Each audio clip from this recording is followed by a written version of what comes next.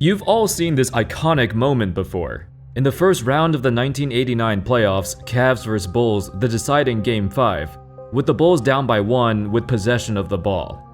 Everyone in the world knew at this moment that the ball was going to Jordan, and so it did.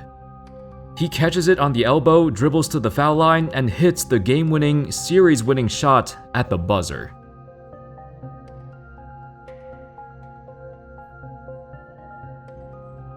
Years before Jordan's final shot against Utah in 1998, this moment against the Cavs was considered the greatest moment of Jordan's career. We've all heard the famous line from the announcer.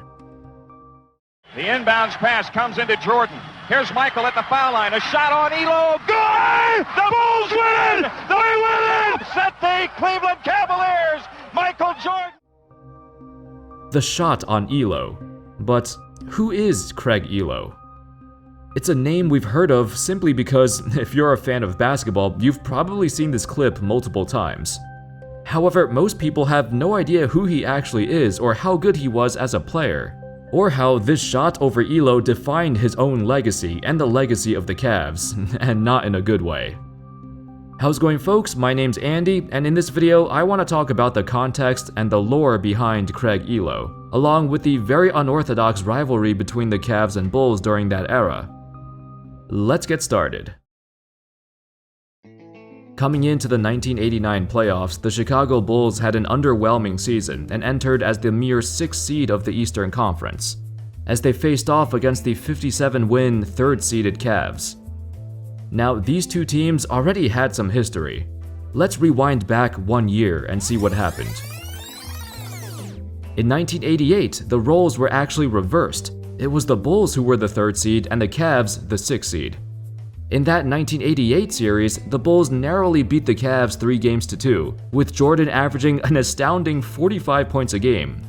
That 45 points a game was the second highest average for a single playoff series in NBA history, just behind Jerry West's 46 points a game in 1965. It was that series in 1988 that spawned a series of debates and headlines. Now, even though the Bulls won the series 3-2, that's kinda crazy how the lowly Cavs managed to pull off 2 wins, when Jordan was dropping like 40-50 points a game on ridiculous efficiency. The Bulls should have swept them. On one hand, the media criticized the Bulls for being a one-man team. At this point of Jordan's career, it was a well-observed critique. Even though he's dropping buckets, his reputation was that of a player who was selfish, who did not make his teammates better. The Cavs, on the other hand, they were the complete opposite. They were a very well-rounded team, a balanced offense and defense that included the likes of Brad Daugherty, Mark Price, Larry Nance, Hot Rod Williams, Ron Harper, and of course, a bench player named Craig Ehlo. I'll talk more about Ehlo later. So basically, the Cavs and Bulls were polar opposites, a one-man wrecking ball versus a team that looked more like, an actual team. You can even tell by the numbers in that series. Besides Jordan, nobody else averaged more than 11 points a game. For the Cavs, it was a balanced attack. In fact, the Bulls' reliance on Jordan started becoming a running joke in the locker room. In a Sports Illustrated article from 1988 by Jack McCallum, this is what he wrote.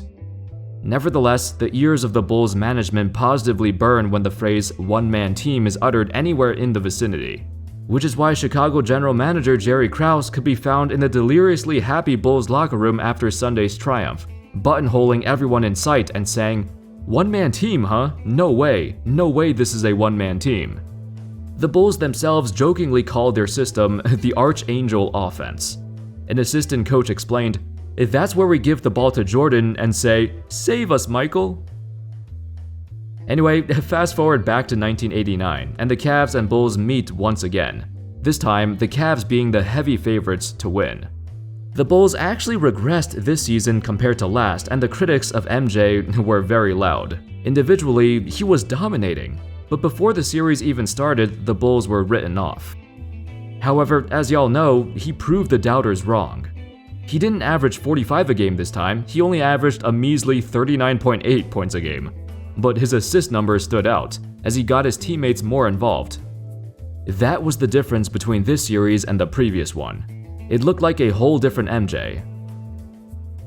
While Craig Ehlo was a bench player, he played a significant amount of minutes and was known to be a great defender. The Cavs' sole purpose for playing Ehlo was so that he can defend MJ. In fact, in the deciding Game 5, the 27-year-old Ehlo was having the game of his life. Ehlo not only scored 24 points, which at that point of his career, it was a playoff career high, but he also hit the shot right before MJ shot. Ehlo made a layup with 3 seconds left in the game to give the Cavs the lead. At this point, it really did look like everything was going right for the Cavs. Then, it didn't. It was after the series when everyone started to realize the Bulls had the Cavs' number. It would be proven true in the following years too. The Bulls eliminated the Cavs in the playoffs 5 times in 7 years during Jordan's reign. We've heard the talk of teams like the Knicks and Pacers and Jazz being incredibly unlucky to play in the same era as MJ, because they might have won some titles otherwise. But nobody really says it about the Cavs, even though they also had a legit chance in some years too. It's not their fault that Jordan was the Cavs killer. These Cavs teams also got lost in history over the decades. I think it's because they didn't have many memorable players, at least not many household names at the time, whereas the other teams had superstars. That's the unfortunate reality of a team that was well-rounded from top to bottom. They tend to be forgotten if they did not win a title. Anyway, fast forward another year to 1990, Craig Ehlo finally worked his way into the starting lineup and had a breakout season, averaging over 13 points a game. For the first time of his career, he felt like he had his own identity. He desperately wanted to get rid of that image of being, the guy who Jordan hit the shot over.